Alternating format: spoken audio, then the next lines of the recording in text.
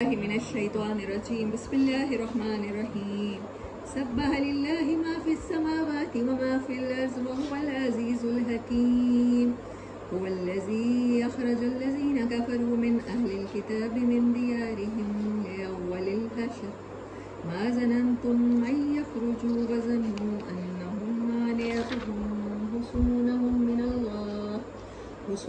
من الله فآتاهم الله من حيث لم يحتسبوا وقذف في قلوبهم الرعب يخربون بيوتهم بأيديهم وأيدي المؤمنين فاعتبروا يا أولي الأبصار صدق الله العظيم أما بعد أعوذ بالله من الشيطان الرجيم بسم الله الرحمن الرحيم سورہ حشر آلموسٹ غزوہ احد کے بعد جو غزوہ بنو نذیر پیش آیا اس کے موقع پر نازل ہوئی اور اس میں یہ تھا کہ یہودیوں کے 3 قبائل مشہور قبائل مدینہ میں آباد تھے نبی صلی اللہ علیہ وسلم کی ہجرت سے پہلے کے. یہ لوگ کہتے ہیں کہ ہم تو حضرت عیسیٰ علیہ السلام سے بھی پہلے کے آباد تھے، لیکن بہت سے مورخین کہتے ہیں کہ یہ 70 سال بعد جو ٹائٹس نے ان کو یہودیوں کو پوری دنیا میں مارا تھا نا اور نکالا تھا، تو یہ مختلف جگہوں پہ آ کے آباد ہوئے. تو ان میں یہ 3 قبیلے یہاں آ کے آباد ہوئے تھے، بنو قینقاع، بنو نذیر اور بنو قریظہ. بنو قینقاع نے غزوہ بدر کے بعد ان لوگوں نے ساتھ دیا تھا کفار کا. آپ صلی اللہ علیہ وسلم جب مدینہ آئے تھے نا تو آپ نے ان سے معاہدے کیے تھے کہ مدینے پر اگر کوئی بیرونی دشمن حملہ کرے گا تو چاہے ہمارے آپس میں مذہب مختلف ہے لیکن ہم اپنے شہر کا دفاع مل کے کریں گے. انہوں نے جب قریش کا ساتھ دیا نا بدر کے موقع پر تو بنو قینقاع کو آپ صلی اللہ علیہ وسلم نے کہا نکل جاؤ. یہ لوگ نہیں مانے.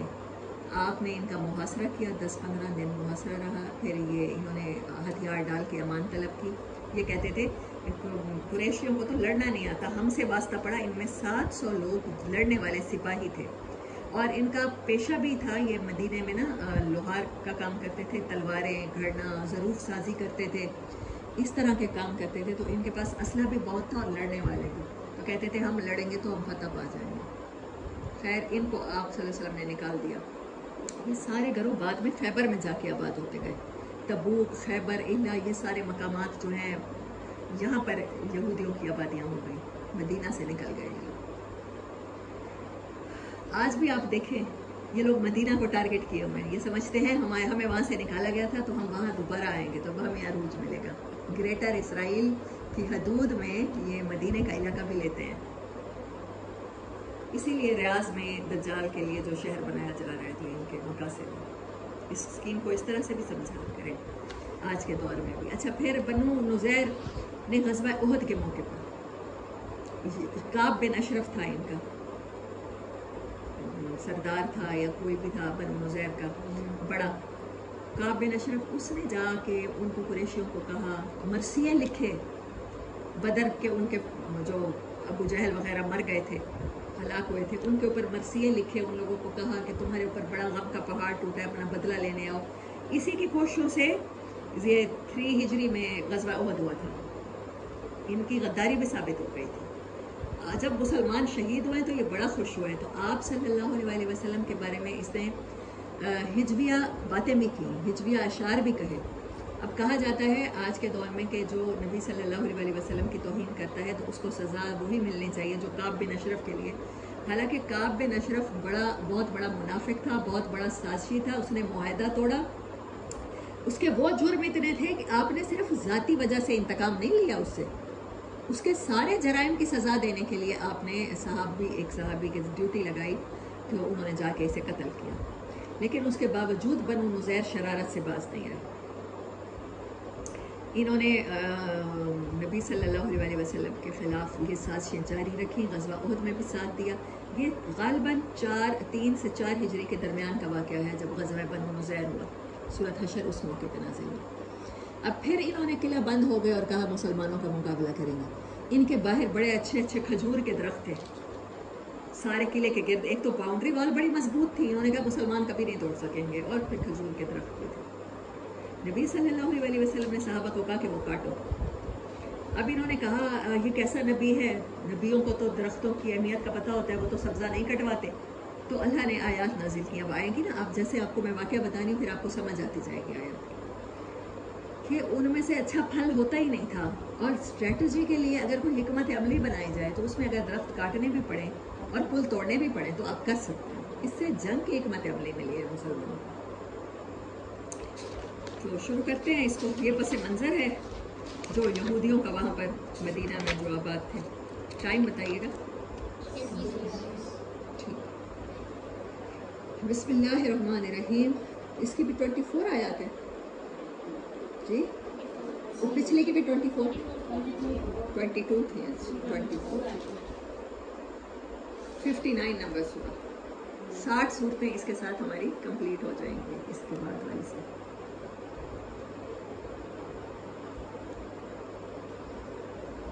یہ اس کا ٹائم ہے نازل ہونے کا. اور واقعہ بھی میں نے آپ کو بتا دیا. سبح للہ ما فی السماوات و ما فی الارض. مسبحات میں سے یہ سورت لائٹ نہیں ہے نا. ہاں، اللہ کی تسبیح بیان کرتی ہے جو کچھ بھی آسمانوں میں ہے اور زمین میں ہے. اور وہ حکمت والا ہے. وہ العزیز الحکیم. اور وہ غالب ہے. هو الذی اخرج الذین. وہ اللہ ہی ہے جس نے نکالا کافروں کو من اہل الکتاب. اہل کتاب میں سے من دیارہم ان کے گھروں سے. لأول الحشر. پہلی بار آپ اکٹھا ہو کے گئے ہیں تو انہوں نے ہتھیار ڈال دیے. ما ظننتم. تم سوچ بھی نہیں سکتے تھے ان یخرجوا کہ یہ نکلیں گے. وظنوا انہم مانعتہم. اور تم وہ بھی یہ سمجھے بیٹھے کہ ان کے قلعے، ان کی گڑیاں حصونہم من اللہ، انہیں اللہ سے بچا لیں گی. محسنات ورڈ سنا ہے نا آپ نے. محفوظ عورتیں. حصون اسی سے ہوتا ہے محفوظ. من اللہ فآتاہم اللہ من حیث لم یحتسبوا. اللہ وہاں سے آیا ان کے پاس جہاں سے وہ سوچ بھی نہیں سکتے تھے. کہاں سے آیا؟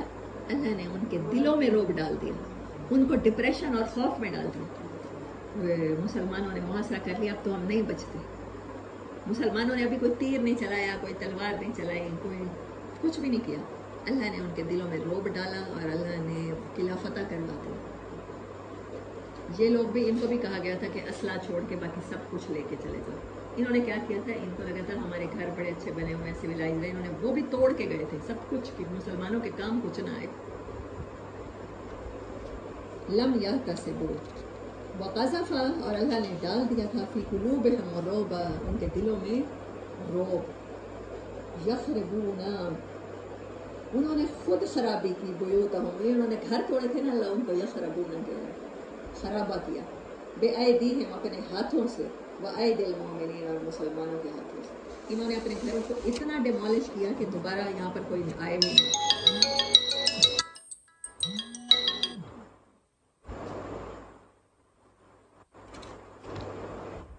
فاعتبروا یا اولی الابصار. اللہ کہتا ہے عقل والوں، آنکھوں والوں، دیکھو تو صحیح. جو اللہ کی اور اللہ کے رسول صلی اللہ علیہ وسلم کی مخالفت کرتا ہے، میں انہیں ان کے گھر سے ہی ہروا دیتا ہوں. ان کے لیے کسی فوج کی ضرورت نہیں پڑی. مسلمان تو گئے تھے نا دروازے پر، لیکن انہوں نے خود ان کے مسلمانوں کے خوف سے اپنے گھروں کو تباہ کر کے کہ مسلمانوں کے کام کے نہ رہے چھوڑ دیا، یہاں سے نکلا. ولولا ان كتب الله عليهم الجلاء لعذبهم في الدنيا. اگر اللہ نے ان کے اوپر ان کی قسمت میں جلا وطنی نہ لکھ دی ہوتی، اللہ ان کو دنیا میں ہی عذاب دیتا. وَلَهُمْ فِي الْآخِرَةِ عَذَابُ النَّارِ. اور آخرت میں تو آگ کا عذاب ہوتا ہے. ذَلِكَ بِأَنَّهُمْ. یہ کیوں ہوا؟ شَاقُّوا اللَّهَ وَرَسُولَهُ. انہوں نے اللہ اور اس کے رسول کو تکلیف دی، شوق دیا.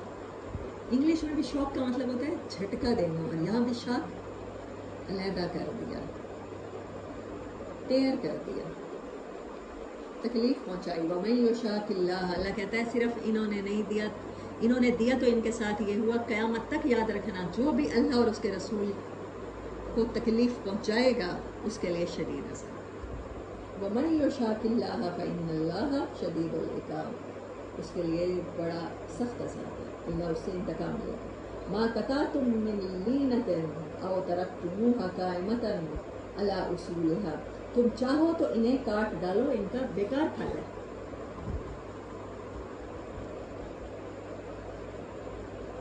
لینا کہتے ہیں لینیٹ چیز کو، نرم چیز کو. ان کا پھل کسی کام کا نہیں تھا. खुसखुसा था। औ तरक्तुमूहा, या तुम उन्हें खड़ा रहने दो कायमतन, सीधा अला उसूलिहा, अपनी जड़ों पर, फबिइज़्निल्लाह, तो अल्लाह की तरफ से तुम्हें इजाज़त है, अल्लाह का हुक्म है, वलियुख़ज़ियल फासिकीन, और ताकि अल्लाह रुसवा कर दे फासिकों को। ये दरख्त काटने की बात जो मैंने आपको की थी। वमा अफ़ा अल्लाहु अला रसूलिही मिनहुम फमा औजफ़्तुम अलैहि मिन ख़ैलिन वला रिकाबिन वलाकिन्नल्लाह युसल्लितु रुसुलहु अला मन यशाअ, और जो माल अल्लाह ने इनके कब्ज़े से निकाल कर अपने रसूल सल्लल्लाहु अलैहि वसल्लम की तरफ पलटा दिए, इसे माल को क्या कहते हैं? फे का माल। अच्छा, ज़कात क्या होती है? वो टैक्स होता है, ज़कात, उशर, ये सारे जो इस मुसलमानों पर लगाए जाते हैं। जो गैर मुस्लिमों का माल मुसलमानों के हाथ आता है वो फे का माल होता है, और बग़ैर लड़ाई के जो हासिल होता है, जो लड़ाई में हासिल होगा वो माल गनीमत, उसका सूरत अनफाल में आया था तस्करा। मुझे नहीं पता कि ये उनसे इसका कानून मुख्तलिफ, अभी देखते हैं इसकी तकसीम किस तरह से है। और जो अल्लाह ने लौटाया अपने रसूल सल्लल्लाहु अलैहि वसल्लम की तरफ, फमा औजफ़्तुम, वो ऐसे माल नहीं हैं मिन ख़ैल, जिन पर तुमने अपने घोड़े और ऊँट दौड़ाए हों, यानी तुम्हारा हाथ भी नहीं हिला, अल्लाह ने फतह दे दी। तुम नहीं कह सकते कि फ़लाँ बंदा ज़्यादा लड़ा, फ़लाँ कबीले की शहादतें ज़्यादा हुई इसलिए हमें ज़्यादा मिले। जो इसका मतलब है बग़ैर लड़ाई के माल हासिल हो गैर मुस्लिमों से, उसे फे का माल कहते हैं। ये टर्मिनोलॉजी है। वलाकिन्नल्लाह युसल्लितु रुसुलहु, अल्लाह अपने रसूलों को जिस पर चाहता है मुसल्लत कर देता है, अला मन यशाअ वल्लाहु अला कुल्लि शैइन क़दीर, और वो हर चीज़ पर पूरी कुदरत रखता है। मा अफ़ा अल्लाहु अला रसूलिही मिन अहलिल क़ुरा, जो कुछ भी अल्लाह इन बस्तियों के लोगों से अपने रसूल सल्लल्लाहु अलैहि वसल्लम की तरफ पलटा दे, फलिल्लाही, तो वो अल्लाह के लिए है, वलिर रसूल, और रसूल सल्लल्लाहु अलैहि वसल्लम के लिए, वले ज़िल कुर्बा, और करीब के रिश्तेदारों के लिए, वल यतामा, पहले रिश्तेदार फिर यतीम, फिर यतीमों के लिए है, वल मसाकीन, और मस्कीनों के लिए, वब्न सबील, और मुसाफिरों के लिए। आगे इस्लाम का एक बहुत बड़ा असूल बयान हो रहा है, कई ला यकून दूलतम बैनल अगनियाइ मिनकुम। कौन सी आयत है? 7 नंबर आयत होगी ना, बहुत इम्पोर्टेंट। अच्छा, यहूदियों का एक तो मैंने आपको बनो कैनका का कारोबार बताया, ये कारोबार करते थे। मैंने आपको कल भी बताया था, असला साज फैक्ट्रियों के कारोबार इसलिए तब तक चलते हैं जंगें होती रहें। ये लोग आए थे ना, ये अपना इनका सबसे बड़ा कारोबार सूद पे माल देना था। इन्होंने रसूलुल्लाह सल्लल्लाहु अलैहि वसल्लम की मुखालफत तब तक नहीं की जब तक इन्हें लगा नमाजें, रोज़े, हज, ज़कात बस ऐसा दीन है, अपनी अपनी इबादत से मतलब रखेंगे तो कोई बात नहीं। जब इन्होंने देखा कि रसूलुल्लाह सल्लल्लाहु अलैहि वसल्लम तो सूद के भी खिलाफ हैं, ऐसे रस्म व रिवाज के भी खिलाफ हैं, इंसान की गुलामी में जाए, हक तलफियाँ करे, इनको बड़ी फिक्र पड़ गई। इनके पास और कुछ नहीं था, इनके पास सूद पर ये अरबों को आपस में लड़ाते थे और उनको अपना असला बेचते थे और सूद पर रकमें देते थे जंग जीतने के लिए। अरब सरदारों में बड़ी शेखी बाजी की आदत थी और बड़ा जंग व जदल के माहिर लोग थे अरब। औस और खिजरत को इन्होंने बड़ा अरसा आपस में लड़ाई रखा ताकि दोनों कबीले इनसे बड़ी भारी रकमें सूद पर कर्ज लेते रहें, हथियार लेते रहें, और ये इकोनॉमिस्ट दुनिया की इकोनॉमी पर, मदीना की इकोनॉमी पर इनका कब्जा रहे। आज मुझे बताएं, दुनिया की इकोनॉमी पर किसका कब्जा है? इन्हीं का कब्जा है, यहूदियों का कब्जा है, सेम एज इट। बाहर आप दुनिया के किसी मुल्क में चले जाएं, वहाँ पर आप घर भी मोर्टेज के बगैर नहीं बना सकते। हर चीज़ जैसे हमारे यहाँ इंस्टॉलमेंट पे किस्तों पे मिलती है ना, वहाँ पर घर भी, वहाँ पर जायदादें भी, गाड़ियाँ भी, सब कुछ मोर्टेज पे मिलता है। आप अपना कुछ गिरवी रखते हैं या हुकूमत से कर्ज लेते हैं तो कंपनी जितने भी ये बैंक हैं, सूद के ऊपर पूरी दुनिया के बैंक कर्जे देते हैं और उन पर यहूदी ही काबिज है। आज भी दुनिया की इकोनॉमी इन्हीं के कंट्रोल में है और इनको मौत भी यही पड़ी थी रसूलुल्लाह सल्लल्लाहु अलैहि वसल्लम के आने से कि हमारी इकोनॉमी के ऊपर गिरफ्त जाती है।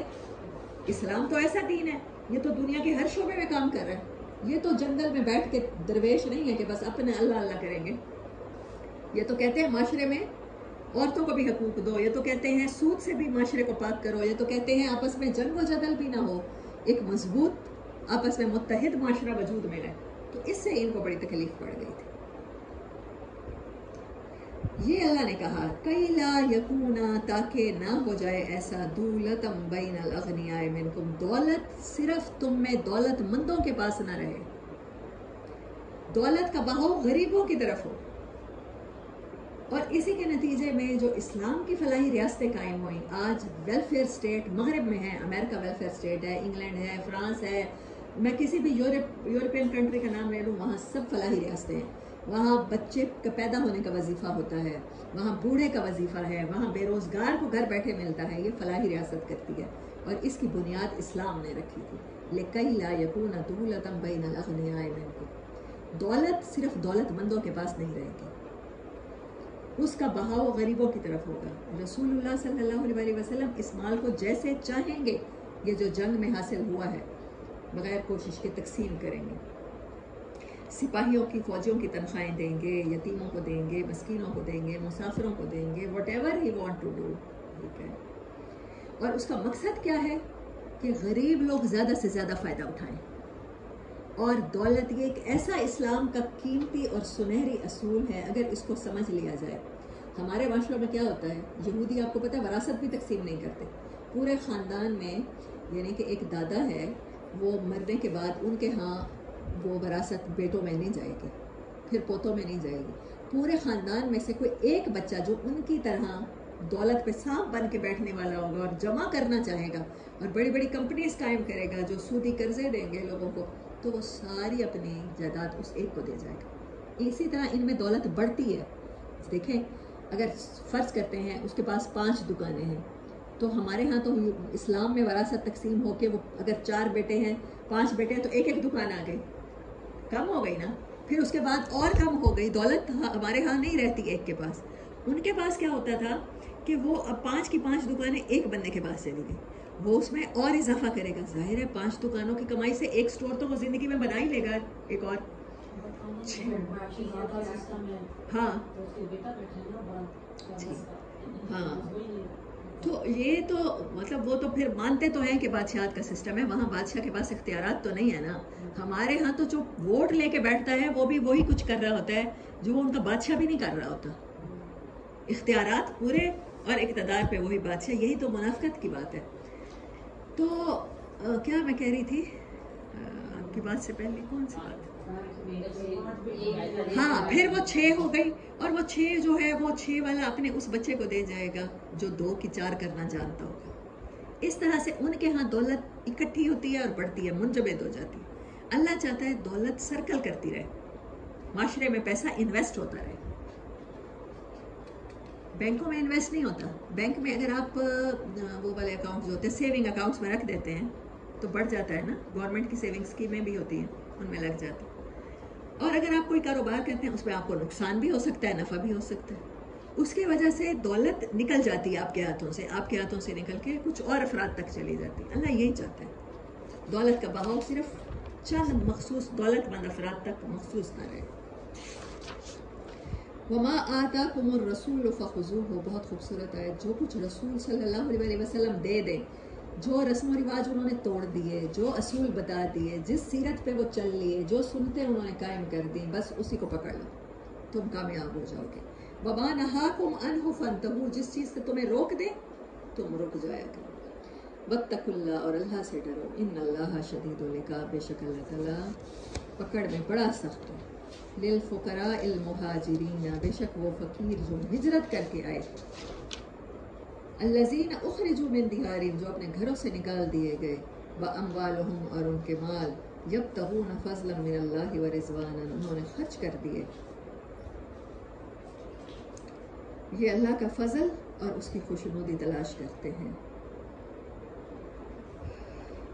وَيَنْصُرُونَ اللَّهَ وَرَسُولَهُ اور یہ مدد کرتے ہیں اللہ اور رسول صلی اللہ علیہ وسلم کی انہوں نے اپنی جانوں کے ذریعے اپنے جائیدادوں کے ذریعے جن سے وہ بے دخل ہوئے اپنے مال جن کو وہ چھوڑ کے آئے ہجرت کی اس کے ذریعے اللہ کی خوشنودی چاہتے ہیں اور اللہ کے رسول کی مدد کرتے ہیں صلی اللہ علیہ وسلم اولئک هم الصادقون یہ لوگ سچے ہیں والذین تبوأوا الدار اور وہ لوگ ان مہاجرین کی آمد سے پہلے ہی گھروں میں مقیم ہے تبوأ الدار گھروں میں ٹھہرے ہوئے ہیں، والایمان اور ایمان والے ہیں، من قبلہم ان سے پہلے، یحبون یہ محبت کرتے ہیں، من ہاجر الیہم. اب کس کی بات ہو رہی ہے؟ ان انصار کی. انصار جنہوں نے مہاجرین کو ویلکم کیا، محبت کرتے ہیں یہ جو ان کی طرف ہجرت کر کے آئے. حالانکہ مسلمان ان کے وسائل میں شریک ہوئے، ان کے گھروں میں شریک ہوئے، ان کی جائیدادوں میں شریک ہوئے، ان کے کاروبار میں، لیکن انہوں نے ویلکم کیا. کیوں؟ نبی صلی اللہ علیہ وسلم کی محبت میں، اللہ کے مشن کی محبت میں.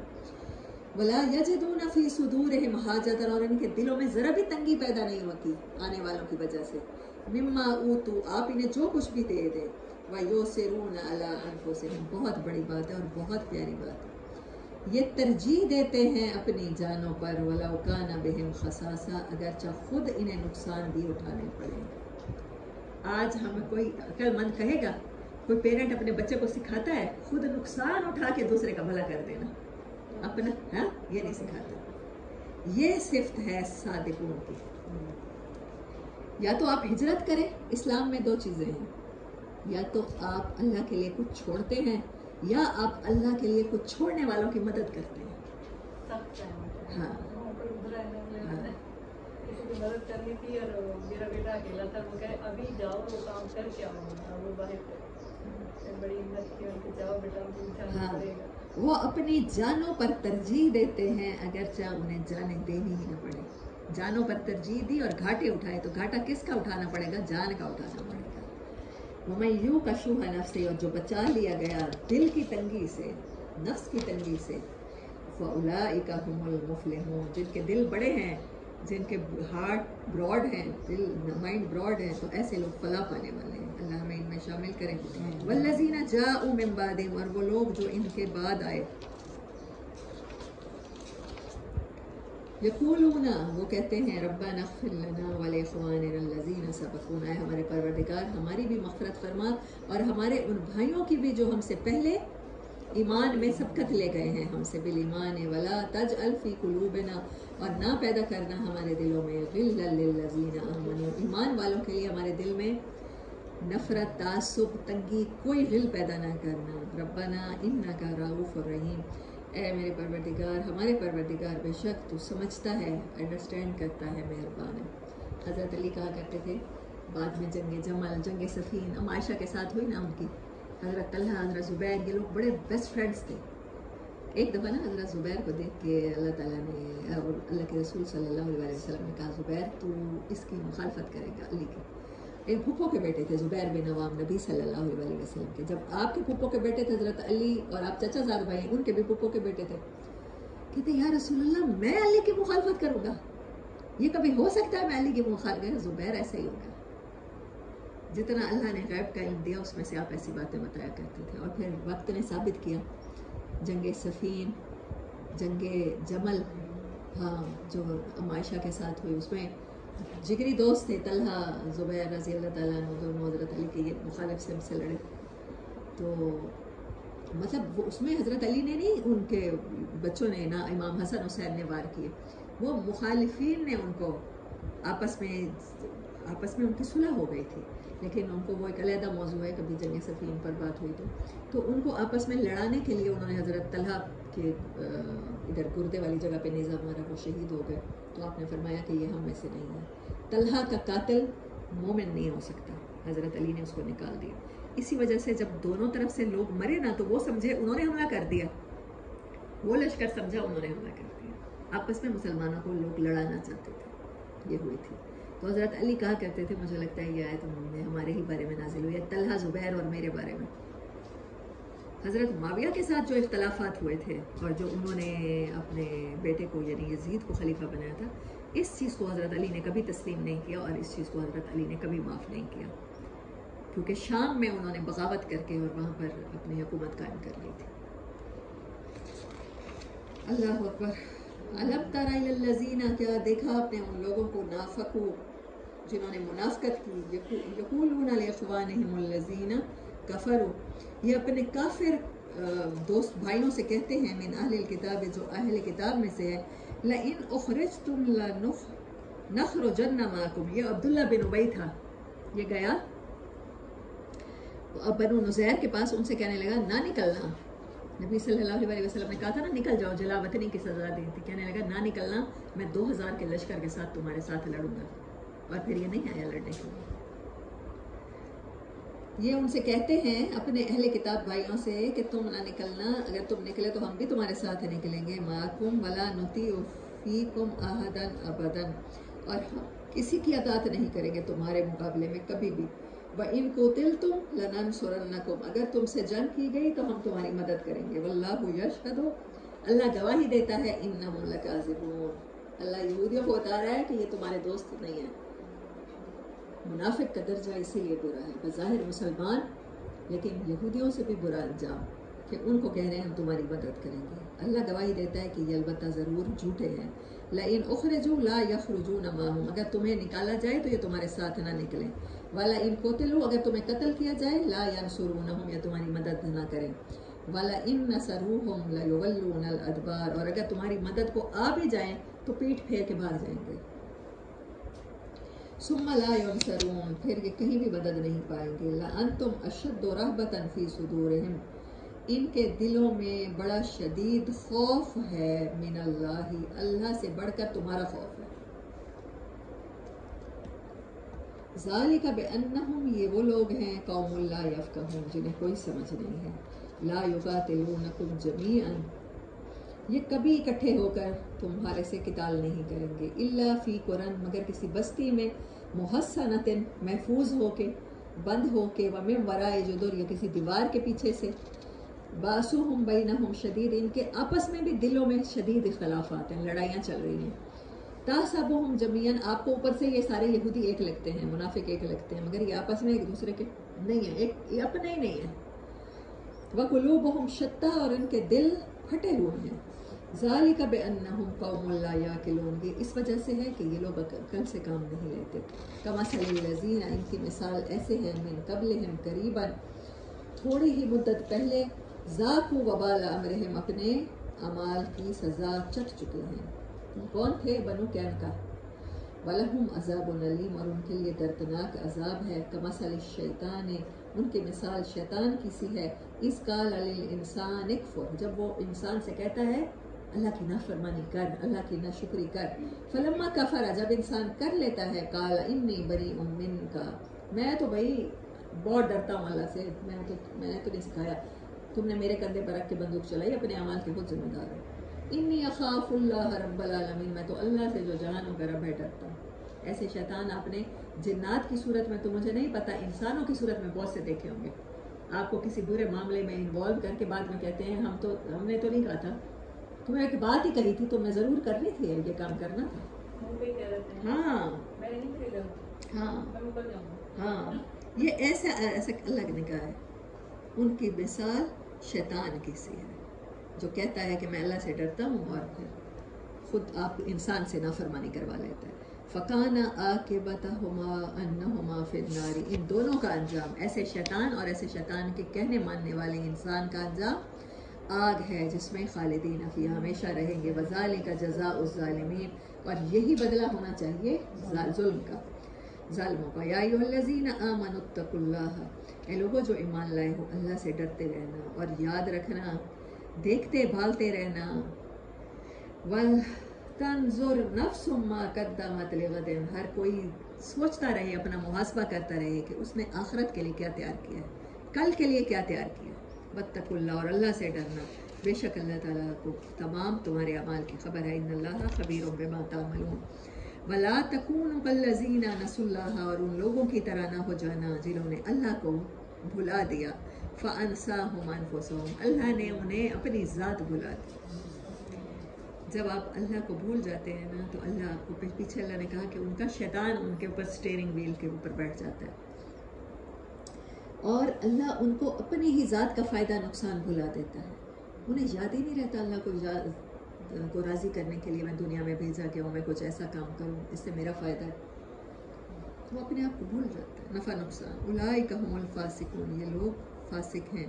لا یستوی اصحاب النار و اصحاب الجنت، نہیں برابر ہو سکتے، دنیا میں آتے ہی نہیں مل سکتی، آخرت میں تو برابر ہوں گے ہی نہیں، آگ والے اور جنت والے۔ میں اس آیت میں یہ دیکھ رہی تھی کہ اس کو ہم دنیا پہ ڈپکٹ کر سکتے ہیں، دنیا میں بھی جنت والوں کی اور جہنم والوں کی عادتیں برابر نہیں ہوتی. اصحاب الجنت هم الفائزون، جنت والے وہ تو بڑی کامیابیاں، اونچی کامیابیاں، اونچے درجے کی کامیابیاں لینے والے ہیں.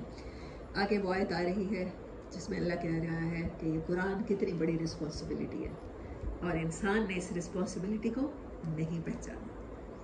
لو انزلنا هذا القرآن، بہت عظیم الشان آیت. نمبر نوٹ کر لیں یا انڈر لائن کر لیں. 22 نمبر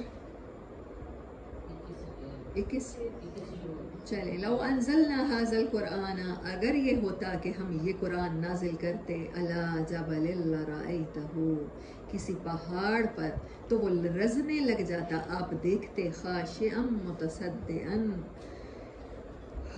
پگھل جاتا، دب جاتا، متصدعا لین ہو جاتا، دب جاتا، من خشیت اللہ، پھٹ پڑتا اللہ کے خوف سے.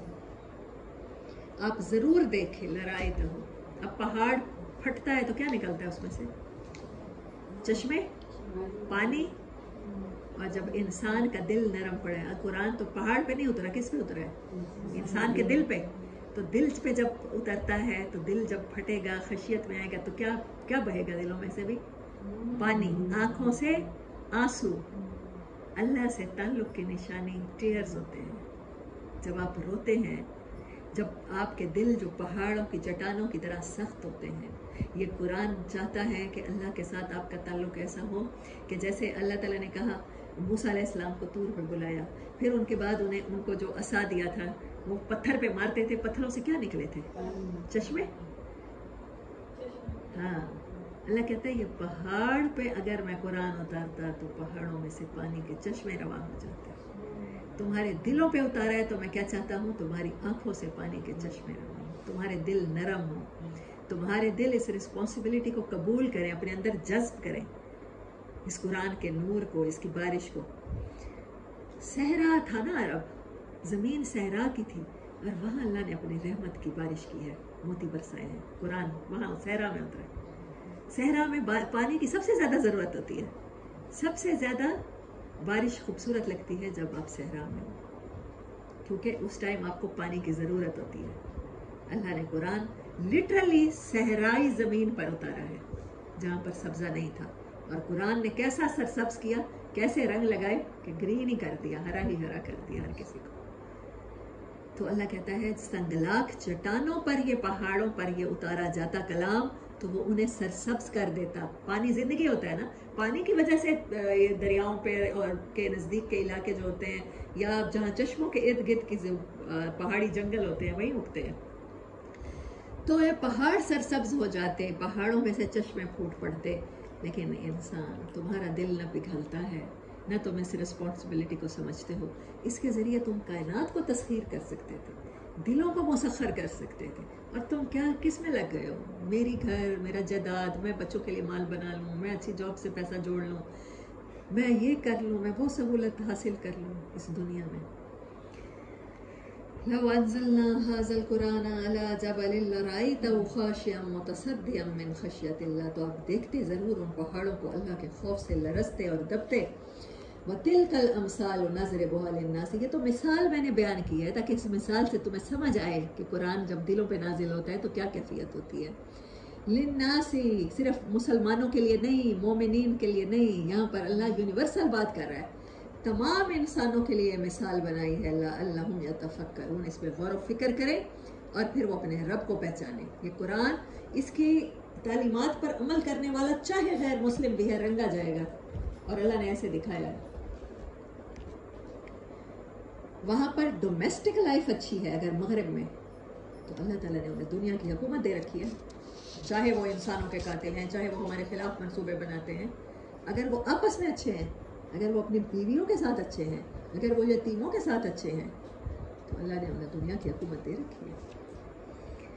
هو الذی، وہ اللہ ہی وہ ذات ہے، لا الہ الا ہو، اس کے سوا کوئی بھی نہیں ہے تمہارا. عالم الغیب، وہ علم رکھتا ہے غیب کا، تم نہیں جانتے، تمہیں تو صرف جو آنکھوں سے نظر آ رہا ہے تم اس کو مانتے ہو. والشہادتی، اور وہ ہر ٹائم حاضر ہے، گواہ ہے. هو الرحمن الرحیم، وہ اللہ مہربان، 70 ماؤں سے بڑھ کے تم سے محبت کرنے والا، تم پر مسلسل مہربانیاں کرنے والا، تم پر at the spot at once مہربانیاں کرنے والا. هو الذی لا الہ الا هو. رحمان کیا ہوتا ہے؟ جب آپ کو مہربانی چاہیے ہو اس ٹائم آپ کو وہ چیز مہیا کر دی جائے. اور رحیم مسلسل، پھر وہ مہربانی کبھی ختم نہ ہو. وہ اللہ کی وہ ذات ہے لا الہ الا ہو، جس کے سوا یہ صفت کسی میں نہیں ہے. الملک القدوس، وہ بادشاہ ہے، وہ قدوس ہے، وہ سورس آف پیورٹی ہے. ایسا پاکیزہ تر ہے کہ یہاں سے پاکیزگی حاصل کرتے ہیں انسان. السلام، وہ تو سراسر سلامتی ہے، پیس ہے. المومن، وہ تو ایمان بخشتا ہے لوگوں کو. اللہ میں دنیا آخرت میں ایمان والی زندگی بخشے. المہیمن، مہیمن کہتے ہیں واچ کرنا. واچ کرنا کسی کو نقصان سے بچانے کے لیے، جیسے گارڈ کرنا، پروٹیکٹ کرنا. مہیمن کے لٹرل میننگ لکھیں، watch for protecting, watching for protect, for the purpose of protection. حفاظت کے نقطہ نظر سے خیال کرنا، کیئر کرنا. مہیمن. العزیز، غالب. الجبار، جبار کہتے ہیں لٹرلی کہتے ہیں طاقت کے ساتھ ٹوٹی ہوئی ہڈیوں کو جوڑ دینا، اس کا لٹرل میننگ ہے. جبار ایک سختی، لیکن وہ سختی بھلے کے لیے ہوتی ہے نا. جو ہڈی جوڑ ہوتا ہے یا ڈاکٹر ہوتا ہے وہ ہماری ہڈی کو بعض دفعہ کاٹ کے بھی برابر کر کے جوڑ دیتا ہے تاکہ ہماری صحیح سے لگ جائے. یہ ہوتا ہے ٹوٹی ہوئی ہڈیوں کو جوڑنے والا جبار. المتکبر، بڑائی اسی کو سجتی ہے. سبحان اللہ عما یشرکون، وہ پاک ہے ان چیزوں سے جن سے انسان شرک کرتے ہیں. وہ اللہ الخالق، وہ تخلیق کرنے والا. الباری، و انیشیٹو تخلیق کرنے والا، پہلی بار بغیر کسی ڈیزائن کو دیکھے بنانے والا. المصور، بہت خوبصورت انسان کو صورتیں عطا کرنے والا. کائنات میں خوبصورت رنگوں سے پینٹنگز بنانے والا، پھولوں کے مختلف رنگ بنانے والا. لہ الاسماء الحسنی، اس کے سارے نام بہت خوبصورت ہیں. سارے خوبصورت نام ہیں ہی اسی پہ سجتے. یسبح، تسبیح کرتی ہے ہر وہ چیز جو آسمانوں میں ہے. لہ ما فی السماوات والارض، اور جو زمین میں ہے. وہ العزیز الحکیم، اور وہ غالب بھی ہے اور حکمت والا بھی ہے. وآخر دعوانا ان الحمد للہ.